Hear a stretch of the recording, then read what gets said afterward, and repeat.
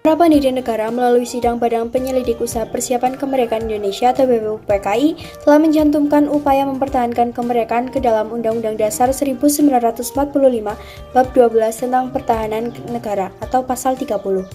Para tokoh pendiri negara berkeyakinan bahwa kemerdekaan Indonesia dapat dipertahankan apabila dibangun fondasi atau sistem pertahanan dalam keamanan negara yang kokoh. Hal itu harus diatur dalam Undang-Undang Dasar Negara Republik Indonesia tahun 1945. Perubahan Undang-Undang Dasar Negara Republik Indonesia tahun 1945 semakin memperjelas sistem pertahanan dan keamanan negara kita. Hal tersebut diatur dalam pasal 30 ayat 1 sampai dengan ayat 5 Undang-Undang Dasar Negara Republik Indonesia tahun 1945 yang menyatakan sebagai berikut. 1. Tiap-tiap warga negara berhak dan wajib ikut serta dalam usaha pertahanan dan keamanan negara. 2. Usaha pertahanan dan keamanan negara dilaksanakan melalui sistem pertahanan dan keamanan rakyat semesta oleh Tentara Nasional Indonesia dan Kepolisian Negara Republik Indonesia sebagai kekuatan utama dan rakyat sebagai kekuatan pendukung. Tentara Nasional Indonesia terdiri atas Angkatan Darat, Angkatan Laut, dan Angkatan Udara sebagai alat negara bertugas mempertahankan, melindungi, dan memelihara keutuhan dan kedaulatan negara. 4. Kepolisian Negara Republik Indonesia sebagai alat negara yang menjaga keamanan dan ketertiban masyarakat, bertugas melindungi, mengayomi, melayani masyarakat, serta menegakkan hukum. 5. Susunan dan kedudukan Tentara Nasional Indonesia, Kepolisian Negara Republik Indonesia, hubungan kewenangan Tentara Nasional Indonesia, dan Kepolisian Negara Indonesia di dalam menjalankan tugasnya. Syarat-syarat keikutsertaan warga negara dalam usaha mempertahankan dan keamanan diatur dengan undang-undang. Di atas menegaskan bahwa usaha pertahanan dan keamanan negara di Indonesia merupakan tanggung jawab seluruh warga negara Indonesia. Dengan kata lain, pertahanan dan keamanan negara tidak hanya menjadi tanggung jawab TNI dan Polri saja, tetapi masyarakat sipil juga sangat bertanggung jawab terhadap pertahanan dan keamanan negara. TNI dan Polri menunggal bersama masyarakat sipil menjadi keutuhan NKRI. Sistem pertahanan dan keamanan yang bersifat semesta merupakan pilihan yang paling tepat bagi pertahanan Indonesia yang diselenggarakan dengan keyakinan pada kekuatan sendiri serta berdasarkan atas hak dan kewajiban warga negara dalam usaha pertahanan negara.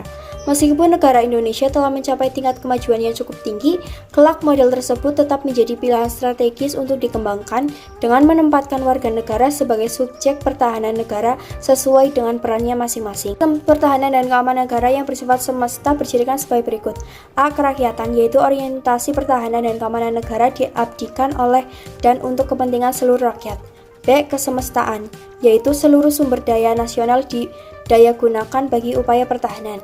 C. Kewilayahan, yaitu gelar kekuatan pertahanan dilaksanakan secara menyebar di seluruh wilayah Negara Kesatuan Republik Indonesia sesuai dengan kondisi geografis sebagai negara kepulauan. Sistem pertahanan dan keamanan rakyat semesta yang dikembangkan bangsa Indonesia merupakan sebuah sistem yang disesuaikan dengan kondisi bangsa Indonesia. Posisi wilayah Indonesia yang berada di posisi silang atau diapit oleh dua benua dan dua samudra, di satu sisi memberikan keuntungan, tetapi di sisi yang lain memberikan ancaman keamanan yang besar. Ancaman militer dari negara lain maupun kejahatan-kejahatan internasional. Selain itu, kondisi wilayah Indonesia sebagai negara kepulauan tentu saja memerlukan sistem pertahanan dan keamanan yang kokoh untuk menghindari ancaman perpecahan. Dengan kondisi seperti itu, kesimpulannya adalah bahwa sistem pertahanan dan keamanan rakyat semesta merupakan sistem yang terbaik bagi bangsa Indonesia. 27 ayat 3 Undang-Undang Dasar Negara Republik Indonesia tahun 1945 menyatakan bahwa setiap negara berhak dan wajib ikut serta dalam upaya pembelaan negara. Ikut serta dalam kegiatan bela negara diwujudkan dengan berpartisipasi dalam kegiatan penyelenggaraan pertahanan dan keamanan negara, sebagaimana diatur dalam pasal 30 ayat 1 Undang-Undang Dasar Negara Republik Indonesia tahun 1945 yang menyatakan bahwa tiap-tiap warga negara berhak dan wajib ikut serta dalam usaha pertahanan dan keamanan negara. Ketentuan tersebut menegaskan bahwa setiap warga negara harus memiliki kesadaran bela negara. Apa sebenarnya kesadaran bela negara itu? Kesadaran bela negara pada hakikatnya merupakan kesediaan berbakti pada negara dan berkorban demi membela negara. Upaya bela negara selain sebagai kewajiban dasar juga merupakan kehormatan bagi setiap warga negara yang dilaksanakan dengan penuh kesadaran, tanggung jawab, dan rela berkorban dalam pengabdian kepada negara dan bangsa. Sebagai warga negara, sudah sepantasnya ikut serta dalam bela negara sebagai bentuk kecintaan kita terhadap negara dan bangsa. Bela negara yang dilakukan oleh warga negara merupakan hak dan kewajiban membela serta mempertahankan kemerdekaan dan kedaulatan negara, keutuhan wilayah dan keselamatan segenap bangsa dari segala ancaman.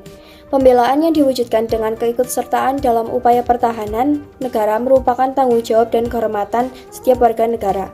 Oleh karena itu, warga negara mempunyai kewajiban ikut serta dalam pembelaan negara, kecuali ditentukan dengan undang-undang.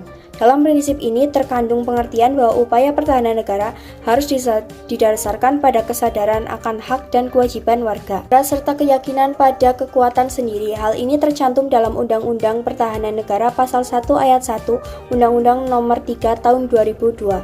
Pertahanan keamanan negara adalah segala usaha untuk mempertahankan negara, keutuhan wilayah NKRI, dan keselamatan bangsa dari ancaman dan gangguan terhadap keutuhan terhadap bangsa dan negara.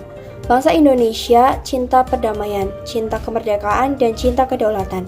Dalam alinea pertama pembukaan Undang-Undang Dasar 1945 menyatakan bahwa sesungguhnya kemerdekaan itu ialah hak segala bangsa, dan oleh sebab itu maka penjajahan di atas dunia harus dihapuskan karena tidak sesuai dengan peri kemanusiaan dan peri keadilan.